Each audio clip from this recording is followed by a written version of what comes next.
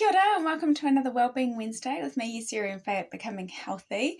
It's starting to get nice and warm here in New Zealand, but it is drawing to the end of the academic year, and with that comes some exams.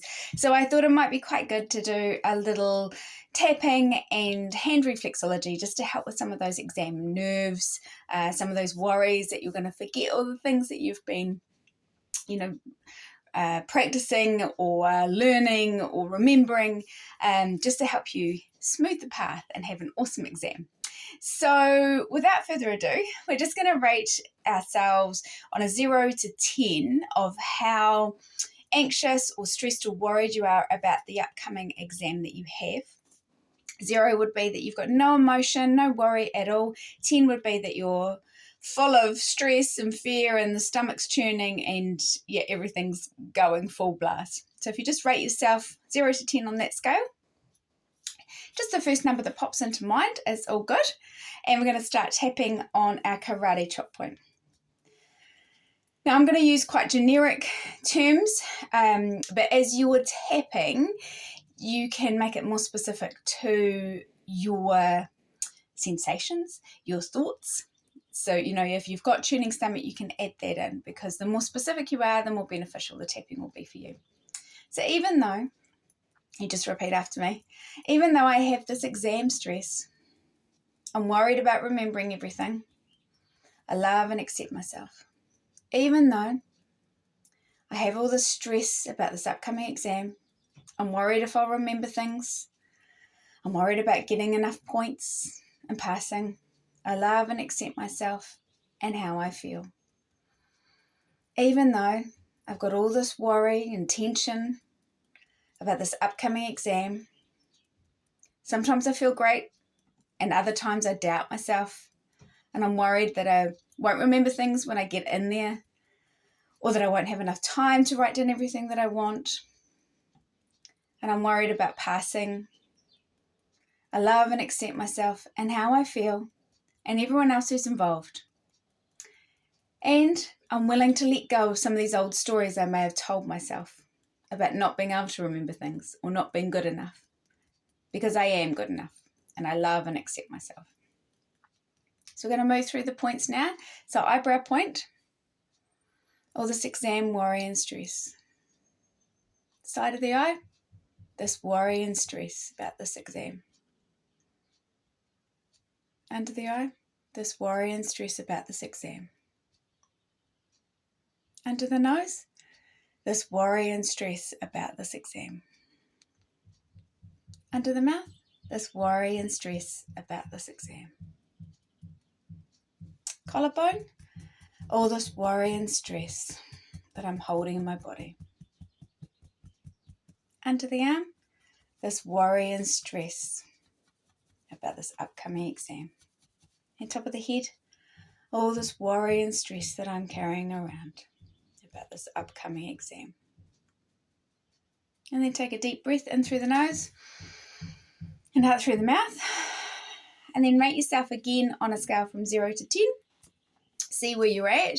That was just one round of tapping, so your score may go up, because thinking about the exam may have actually heightened some of your frustration. If you've been trying to keep it out of your mind, you might just stay the same because your body's like, no, I just don't want to think about it. I'm still blocking. Or you might have gone down. So the tapping may have helped to calm the amygdala in our brain, which is our emotional response center, and it's helped lower the cortisol and the stress related in it. All of them are valid results, I guess is the best way to put it. It doesn't mean that tapping's working, or not working, I should say, if it doesn't move or if it goes up. It's just how your body's responding. So from here, you can either repeat that round of tapping, and you can add in more specific words like how you're feeling in your body or specific thoughts that you were having. So you can keep going with the tapping until you get down to 0, ideally, or very low, maybe a 1 or a 2 before you move on. Or you can do the hand reflexology I'm just going to show you now, which is just a little quickie. I'm not going to do the warm-up. I'm going to show you something that you can just use in the moment, even in the exam, if you kind of have that, what they call brain fart or something, that you get the brain fog and a brain fart and you can't think. in the exam. So you could alternate between this and the tapping prior to the exam, or you could use just little bits of this hand reflexology in the exam. So as I said, I'm not going to do the warm-up. I'm going to do this hand reflexology so that as you would use it in the moment in your exam maybe, or while you're waiting to go in. Or even while you're reading, sometimes you can do these points and they can help calm your whole body down as you're processing things. So we're going to just start straight away with the head points. So obviously, you know, when we've got stress and anxiety, it's a lot of thoughts ruminating around in our head. And sometimes our heads can feel so full that we can't think or we can't process things or get them in the correct order. So we're just going to really work these these finger points, fingertips and thumb tips, just working. And like I said, this is something you could be doing underneath the desk while you're reading your exam paper, or in that moment before you go in, or as soon as you feel kind of anxiety building, just start rubbing. And it's quite good because you can do this easily. I'm just rubbing, you know, the sides and the front and back. You can do this without anyone even knowing while you're having a conversation, but the benefit is that it's actually calming those points in your hand and in your brain. Touch by itself has got a calming, relaxing benefit, and so when you add it with having the intention of focusing on a particular part of the body through working the fingertips, which relate to our head and our brain, it can be all the more beneficial. So just really working those, as much pressure or non-pressure as you like. It could be that you're just stroking them really lightly. Make sure you get all the tips everywhere around. Now I'm going at a faster pace than I necessarily would, just to show you. But obviously you can just work at whatever pace you need to or you've got time to. But as a bare minimum, when you're feeling a bit stressed, this is the one I would go to. I'm just going to do it this way as well so you can see you don't have to have your hands up. I'm just trying to show you. So I'd get in there first of all. And then once I've done that, I am going to do the little finger boogie because this helps release tension in our head and our neck because we're kind of moving that whole section. So remember, our fingertips relate to our head and the necks of the fingers and the thumb relate to our necks. So our finger boogie is getting our thumb and index finger on one hand, and we're going to put it beside the nail bed on the other and just go like this kind of action. And it just helps release some of that tension. And again, this is one that's really easy to do under the desk or even when you're talking to people. They're not going to think much of it. You know, you're just sitting there playing with your hands. Lots of people do it. They just maybe don't do it with the intention of trying to calm themselves down or knowing that they're working specific areas of their body as they work their hands. And the next one I'm going to do is our chest area in here. So this is like the metacarpal heads. You can see there's kind of a line where your hand bends. So we're going between there, which is our diaphragm line, and the base of our fingertips, so that part of the hand. And I'm just going to go around in big circular motions. So this relates to the chest. And obviously sometimes when we get stressed, we go into that fight, flight or freeze mode, which can make our breathing more shallow as we get ready to kind of run. So by working the chest area on both of our hands, we're helping to open up that chest. Sorry, I got an itchy nose.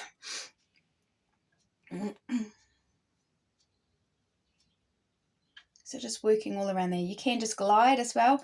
And again, this is one that you could easily do. Just cup your hand and use your thumb. Don't even have to have it, you know, visual to anyone else. They'll just look like you're holding your hands or giving your hands a tiny rub, but they won't know what you're doing. And then we're just going to work that diaphragm underneath, right underneath the thumb this time. So I've got my hands up, but if you have it down, you can just sweep across into the palm from the thumb. So right across and down under the thumb.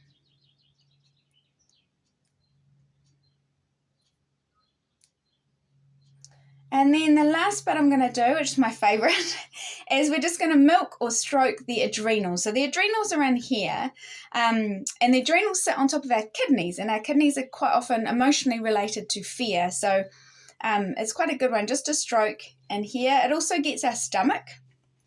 So if we've got sort of butterflies, it can also help calm down this stomach area as well. So by just kind of getting 2 fingers and stroking in lightly, we're sort of hitting on a few points there that can all be beneficial for calming our system down. And on the other side.